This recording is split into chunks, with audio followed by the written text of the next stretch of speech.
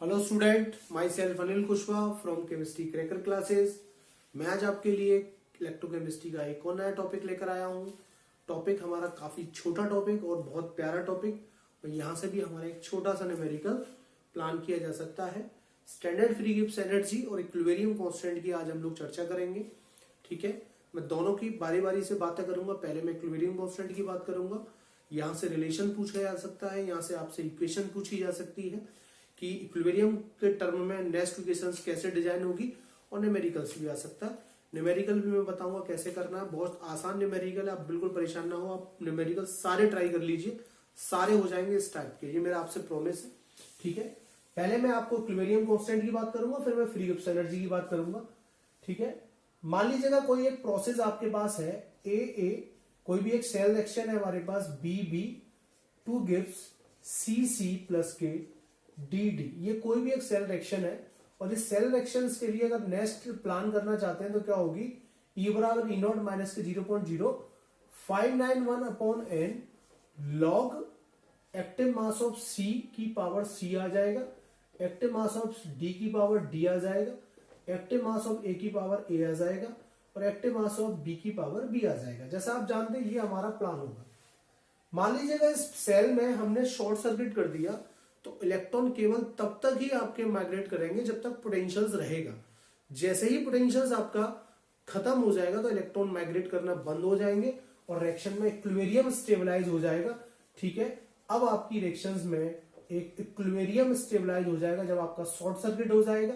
ठीक है, और शॉर्ट सर्किट होगा तो उस केस में जो ई शेल होगा आपका वो 0 हो जाएगा। मैं मेंशन कर रहा हूं एट इक्विलिब्रियम, है ना। इक्विलिब्रियम आ जाएगा तो ई शेल आपका 0 हो जाएगा।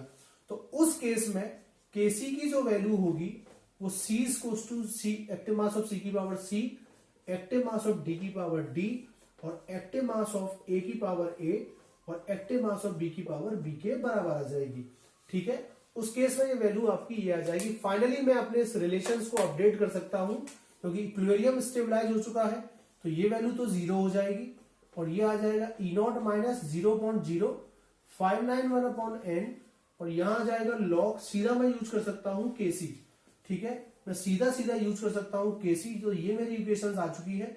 मैं इसको ऐसे भी लिख सकता हूं E0 बराबर 0.059 upon an log KC.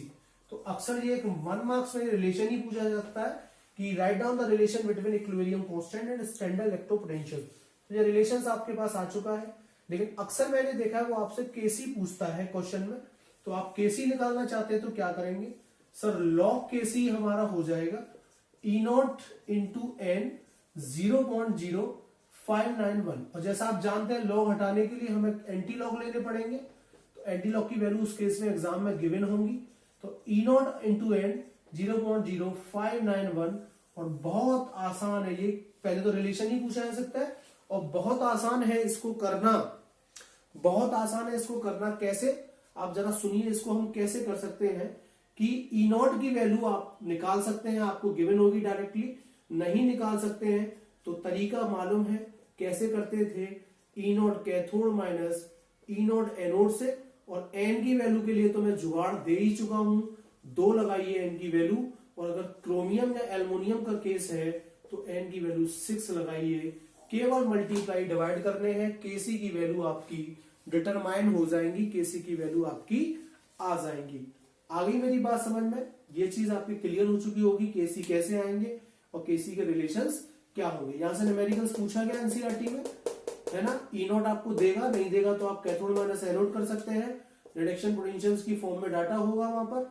N की वैल्यू आप बिल्कुल ना घबराएं, ना रिएक्शन देखें, 2 लगा दें। अगर CR या AL है वहां पर तो 6 लगा दें, आपका न्यूमेरिकल हो जाएगा। तो ये तो बात हो गई इक्विलिब्रियम कांस्टेंट की। आइए मैं अब दूसरी बात कर लेता हूं। आपकी स्टैंडर्ड फ्री गिब्स एनर्जी की, फ्री गिब्स एनर्जी की बातें करता हूं, ठीक है। पहले मैं आपको बता दूं कि फ्री गिब्स एनर्जी निकालने का मैं डायरेक्ट, चूंकि प्रूफ नहीं है, मैं सीधी सीधी बात कर लेता हूं। स्टैंडर्ड फ्री गिब्स एनर्जी निकालने का जो फॉर्मूला है माइनस के NF E नॉट है। पहले सुन लीजिए, ये आपका डायरेक्टली आपका रिलेशंस पूछा जा सकता है, इस पे भी सवाल है एनसीईआरटी में। सब कुछ आपके हाथ में, E नॉट आपको देंगे, नहीं देंगे तो कैसे आएगा, E नॉट शेल बराबर E naught cathode minus E not anode से आ जाएगा।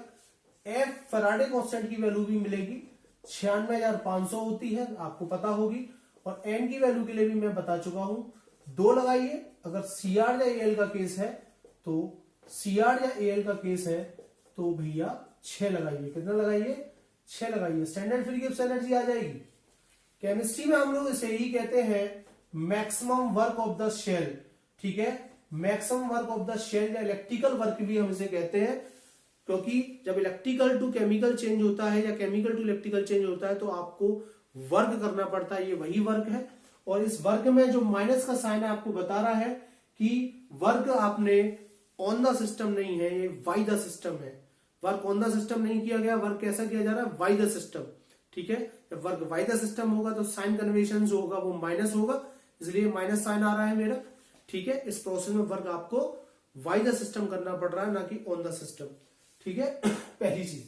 दूसरी चीज, स्टैंडर्ड फ्री गिब्स एनर्जी आप आराम से निकाल सकते हैं। और स्टैंडर्ड फ्री गिब्स एनर्जी में आपको एक चीज का भी ख्याल रखना है, मैं आपको क्लियर कर देता हूं, रिएक्शन की फिजिबिलिटी, ठीक है। अगर स्टैंडर्ड फ्री गिब्स एनर्जी आपकी 0 आ जाती है, ठीक है, तो उस केस में आपका इक्विलिब्रियम स्टेबलाइज होगा। और अगर स्टैंडर्ड फ्री गिब्स एनर्जी आपकी लेस देन 0 आती है तो प्रोसेस आपकी स्पॉन्टोनियस होगी। और डेल्टा आरजी की वैल्यू आपकी ग्रेटर देन 0 आती है तो प्रोसेस आपका नॉन स्पॉन्टोनियस होगा। ये बात भी आपसे पूछी जा सकती है, ठीक है। ये बात भी आपसे पूछी जा सकती है।